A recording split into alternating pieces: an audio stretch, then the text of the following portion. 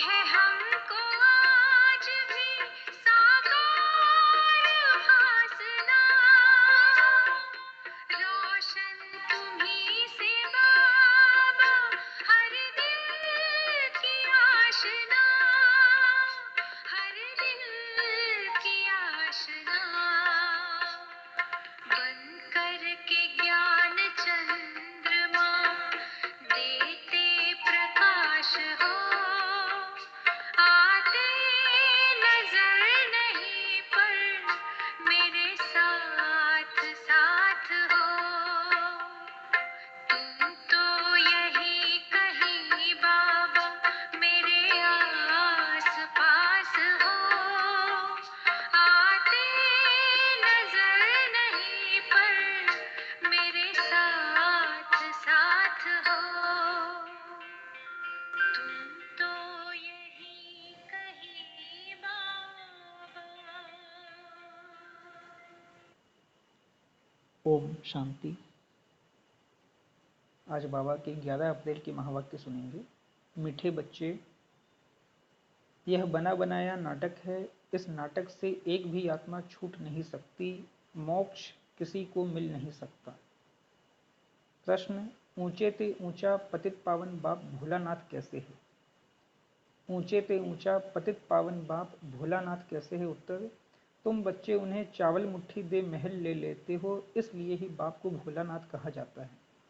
तुम कहते हो शिव बाबा हमारा बेटा है, वह बेटा ऐसा है जो कभी कुछ लेता नहीं, सदा ही देता है। भक्ति में कहते हैं जो जैसा कर्म करता है वैसा फल पाता है, परंतु भक्ति में तो अल्पकाल का मिलता, ज्ञान में समझ से करते इसलिए सदाकाल का मिलता है। ओम शांति। रूहानी बच्चों से रूहानी बाप रूह रिहान कर रहे हैं। वह ऐसे कहेंगे, रूहानी बाप बच्चों को राजयोग सिखला रहे हैं। तुम आए हो बेहद के बाप से राजयोग सीखने, इसलिए बुद्धि चली जानी चाहिए बाप की तरफ। यह है परमात्म ज्ञान आत्माओं के प्रति। भगवान उवाच शालिग्रामों प्रति, आत्माओं को ही सुनना है, इसलिए आत्म अभिमानी बनना है। आगे तुम देह अभिमानी थे, इस पुरुषोत्तम संगम युग पर ही बाप आकर तुम बच्चों को आत्म अभिमानी बनाते हैं। आत्म अभिमानी और देह अभिमानी का फर्क तुम समझ गए हो। बाप ने ही समझाया है, आत्मा ही शरीर से पार्ट बजाती है, पढ़ती आत्मा है शरीर नहीं, परंतु देह अभिमान होने के कारण समझते हैं, फलाना पढ़ाते हैं। तुम बच्चों को जो पढ़ाने वाला है वह है निराकार, उनका नाम है शिव। शिव बाबा को अपना शरीर नहीं होता और सब कहेंगे मेरा शरीर। यह किसने कहा? आत्मा ने कहा यह मेरा शरीर है। बाकी वह सब हैं जिस्मानी पढ़ाइयाँ, अनेक प्रकार की उसमें सब्जेक्ट होती हैं, बीए आदि कितने नाम हैं, इसमें एक ही नाम है, पढ़ाई भी एक ही पढ़ाते हैं, एक ही बाप आकर पढ़ाते हैं, तो बाप को ही याद करना पड़े। हमको बेहद का बाप पढ़ाते हैं, उनका नाम क्या है? उनका नाम है शिव। ऐसे नहीं कि नाम रूप से न्यारा है। मनुष्यों का नाम शरीर पर पड़ता है, कहेंगे फलाने का यह शरीर है, वैसे शिव बाबा का नाम नहीं है, मनुष्यों के नाम शरीर पर हैं। एक ही निराकार बाप है जिसका नाम है शिव। जब पढ़ाने आते हैं तो भी नाम शिव ही है, यह शरीर तो उनका नहीं है। भगवान एक ही होता है, 10-12 नहीं। वह है ही एक, फिर मनुष्य उनको 24 अवतार कहते हैं। बाप कहते हैं मुझे बहुत भटकाया है, परमात्मा को ठिक्कर भित्तर सब में कह दिया है। जैसे भक्ति मार्ग में खुद भटके हैं, वैसे मुझे भी भटकाया है। ड्रामा अनुसार उनके बात करने का ढंग कितना शीतल है, समझाते हैं मेरे ऊपर सब ने कितना अपकार किया है, मेरी कितनी गिलानी की है। मनुष्य कहते हैं हम निष्काम सेवा करते हैं, बाप कहते हैं मेरे सिवाय कोई निष्काम सेवा कर नहीं सकता, जो करता है उनको फल जरूर मिलता है। अभी तुमको फल मिल रहा है। गायन है कि भक्ति का फल भगवान देंगे, क्योंकि भगवान है ज्ञान का सागर। भक्ति में आधा कल्प तुम कर्मकांड करते आए हो, अब यह ज्ञान है पढ़ाई। पढ़ाई मिलती है एक बार और एक ही बाप से। बाप पुरुषोत्तम संगम युग पर एक ही बार आकर तुमको पुरुषोत्तम बनाकर जाते हैं। यह है ज्ञान और वह है भक्ति। आधा कल्प तुम भक्ति करते थे, अब जो भक्ति नहीं करते हैं उनको वहम पड़ता है कि पता नहीं भक्ति नहीं की तब फलाना मर गया, बीमार हो गया, परंतु ऐसे है नहीं। बाप कहते हैं बच्चे, तुम पुकारते आए हो कि आप आकर पतितों को पावन बनाए सबकी सदगति करो, तो अब मैं आया हूँ। भक्ति अलग है, ज्ञान अलग है। भक्ति से आधा कल्प होती है रात, ज्ञान से आधा कल्प के लिए होता है दिन। राम राज्य और रावण राज्य दोनों बेहद हैं, दोनों का टाइम बराबर है। इस समय भोगी होने कारण दुनिया की वृद्धि जास्ती होती है, आयु भी कम होती है। वृद्धि जास्ती ना हो उसके लिए फिर प्रबंध रचते हैं। तुम बच्चे जानते हो, इतनी बड़ी दुनिया को कम करना तो बाप का ही काम है। बाप आते ही हैं कम करने, पुकारते भी हैं, बाबा आकर अधर्म विनाश करो, अर्थात सृष्टि को कम करो। दुनिया तो जानती नहीं कि बाप कितना कम कर देते हैं। थोड़े मनुष्य रह जाते हैं, बाकी सब आत्माएं अपने घर चली जाती हैं, फिर नंबरवार पार्ट बजाने आती हैं। नाटक में जितना पार्ट देरी से होता है वह घर से भी देरी से आते हैं। अपना धंधा आदि पूरा कर बाद में आते हैं। नाटक वाले भी अपना धंधा करते हैं, फिर समय पर नाटक में आ जाते हैं पार्ट बजाने। तुम्हारा भी ऐसे ही है, पिछाड़ी में जिनका पार्ट है वह पिछाड़ी में आते हैं, जो पहले पहले शुरू के पार्टधारी हैं वह सतयुग आदि में आते हैं। पिछाड़ी वाले देखो तो अभी आते ही रहते हैं, टाल टालियां पिछाड़ी तक आती रहेंगी, आती रहती हैं। इस समय तुम बच्चों को ज्ञान की बातें समझाई जाती हैं और सवेरे याद में बैठते हो, वह है ड्रिल। आत्मा को अपने बाप को याद करना है, योग अक्षर छोड़ दो। इसमें मूंझते हैं, कहते हैं हमारा योग नहीं लगता है। बाप कहते हैं अरे बाप को तुम याद नहीं कर सकते हो, क्या यह अच्छी बात है? याद नहीं करेंगे तो पावन कैसे बनेंगे? बाप है ही पतित पावन। बाप आकर ड्रामा के आदि मध्य अंत का राज समझाते हैं। यह वैरायटी धर्म और वैरायटी मनुष्यों का वृक्ष है। सारे सृष्टि के जो भी मनुष्य मात्र हैं सब पार्टधारी हैं। कितने ढेर मनुष्य हैं, हिसाब निकालते हैं, एक वर्ष में इतने करोड़ पैदा हो जाएंगे, फिर इतनी जगह ही कहाँ है। तब बाप कहते हैं मैं आता हूँ लिमिटेड नंबर करने। जब सभी आत्माएं ऊपर से आ जाती हैं, हमारा घर खाली हो जाता है, बाकी भी जो बचत है वह भी आ जाती है। झाड़ कभी सूखता नहीं, चलता आता है। पिछाड़ी में जब वहाँ कोई रहता नहीं, फिर सभी जाएंगे। नई दुनिया में कितने थोड़े थे, अब कितने ढेर हैं। शरीर तो सबका बदलता जाता है, वह भी जन्म वही लेंगे जो कल्प कल्प लेते हैं। यह वर्ल्ड ड्रामा कैसे चलता है, सिवाय बाप के कोई समझा ना सके। बच्चों में भी नंबरवार पुरुषार्थ अनुसार समझते हैं। बेहद का नाटक कितना बड़ा है, कितनी समझने की बातें हैं। बेहद का बाप तो ज्ञान का सागर है, बाकी तो सब लिमिटेड हैं।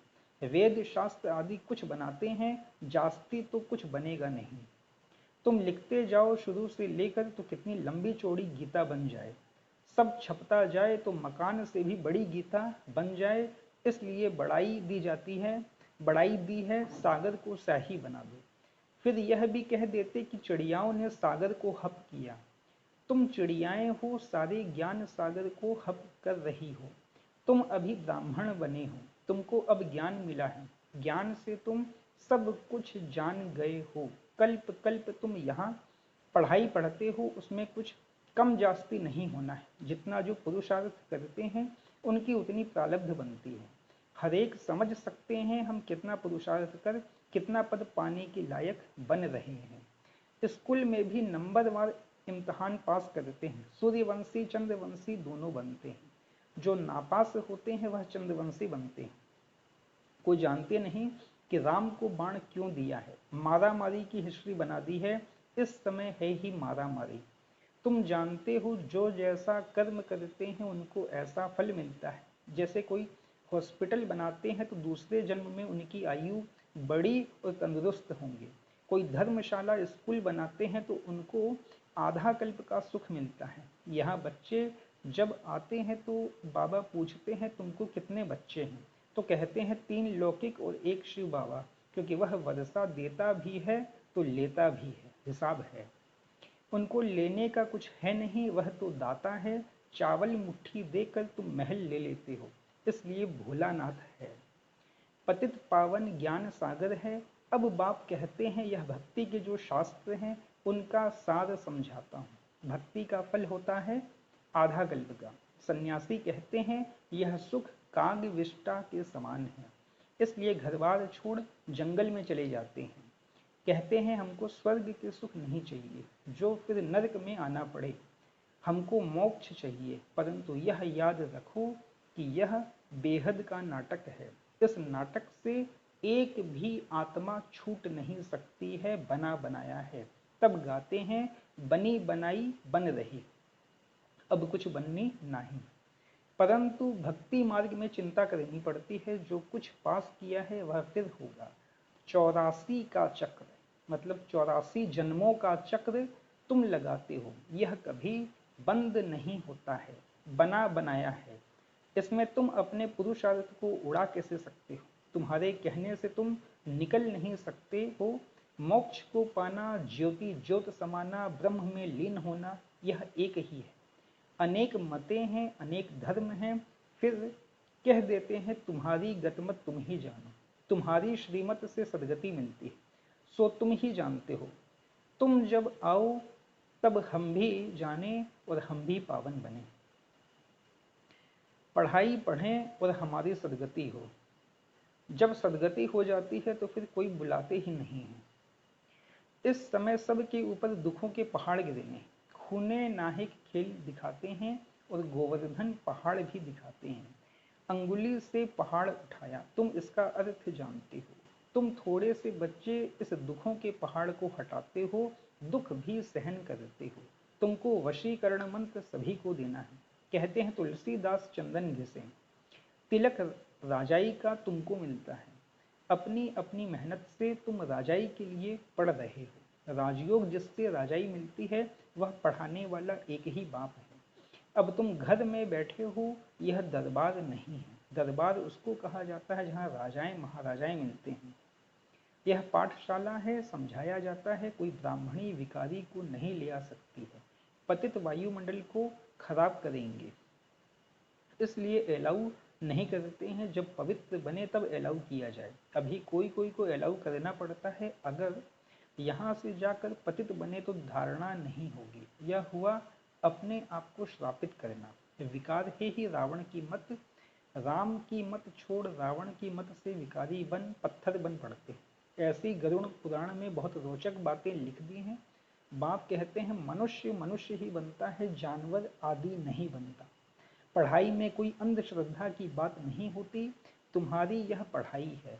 स्टूडेंट पढ़कर पास होकर कमाते हैं। अच्छा, मीठे मीठे सिकिलधे बच्चों प्रति माता पिता बाप दादा का याद प्यार और गुड मॉर्निंग। रूहानी बाप की रूहानी बच्चों को नमस्ते। रूहानी हम बच्चों की रूहानी माता पिता बाप दादा को भी पदम गुणा पदम की भी पदम गुणा याद प्यार, गुड मॉर्निंग और नमस्ते नमस्ते नमस्ते। धारणा के लिए मुख्य सार पहली पॉइंट है वशीकरण मंत्र सबको देना है। पढ़ाई की मेहनत से राजाई का तिलक लेना है। इन दुखों के पहाड़ को हटाने में अपनी अंगुली देनी है। दूसरा, संगम युग पर पुरुषोत्तम बनने का पुरुषार्थ करना है। संगम युग पर पुरुषोत्तम बनने का पुरुषार्थ करना है। बाप को याद करने की ड्रिल करनी है। बाकी योग योग के मूंझना नहीं है। वरदान, सेवा में विघ्नों को उन्नति की सीढ़ी समझ, आगे बढ़ने वाले निर्विघ्न सच्चे सेवाधारी भव। सेवा में विघ्नों को उन्नति की सीढ़ी समझ, आगे बढ़ने वाले निर्विघ्न सच्चे सेवाधारी भव। सेवा ब्राह्मण जीवन को सदा निर्विघ्न बनाने का साधन भी है, और फिर सेवा में ही विघ्नों का पेपर भी ज्यादा आता है।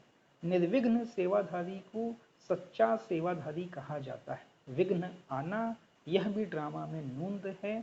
आने ही हैं और आते ही रहेंगे, क्योंकि यह विघ्न व पेपर अनुभवी बनाते हैं। इसको विघ्न ना समझ, अनुभव की उन्नति हो रही है इस भाव से देखो तो उन्नति की सीढ़ी अनुभव होगी और आगे बढ़ते रहेंगे। स्लोगन, विघ्न रूप नहीं विघ्न विनाशक बनो। विघ्न रूप नहीं विघ्न विनाशक बनो।